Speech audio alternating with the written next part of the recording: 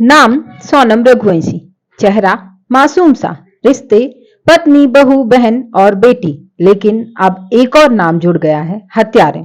आइए बात करते हैं समाज की इस बेटी की, जिसने सारी समाज को कलंकित कर दिया है।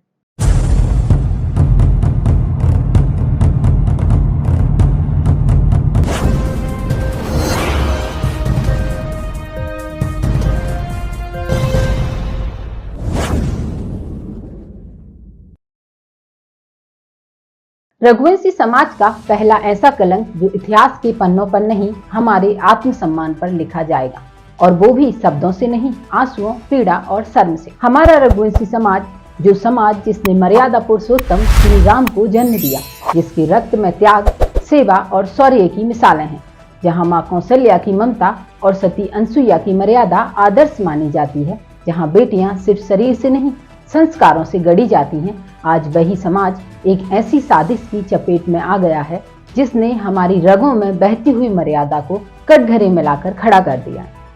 यह कोई छोटी या निजी घटना नहीं, यह उस नींव पर चोट है जिस पर हमारा सामाजिक अस्तित्व खड़ा है। आज बेटियां आजाद हैं, यह गर्व की बात है, पर जब वो आजादी जिम्मेदारी छोड़कर स्वार्थ, अहंकार और अनैतिकता में बदलने लगे तो सवाल उठाना ही पड़ेगा। सीता की जगह साजिश, अनसुईया की जगह अहंकार और सेवा की जगह स्वार्थ बैठ जाए तो समाज को अब आंखें मूंदे नहीं रहना चाहिए। यह वक्त है चेतने का, अब चुप रहना भी पाप है। अब संस्कार सिखाने की जिम्मेदारी सिर्फ बेटियों को नहीं, पूरे समाज की है। हमें अपनी बेटियों को सिर्फ उड़ना नहीं सिखाना चाहिए, उड़ान की मर्यादा भी समझानी होगी, वरना समाज जिसने राम को जन्म दिया, वही समाज कल रावण की सोच का प्रतिनिधित्व बन सकता है। यह घटना हमें सिर्फ दुख नहीं देती, यह एक साफ चेतावनी है कि अगर हम आज नहीं जागे तो इतिहास हम पर सिर्फ अफसोस ही नहीं करेगा बल्कि हंसेगा। आज समय है नई बात कहने का। बेटी पढ़ाओ के साथ अब कहना होगा, बेटा और बेटी को मर्यादा, मूल्य और जिम्मेदारी भी सिखाओ।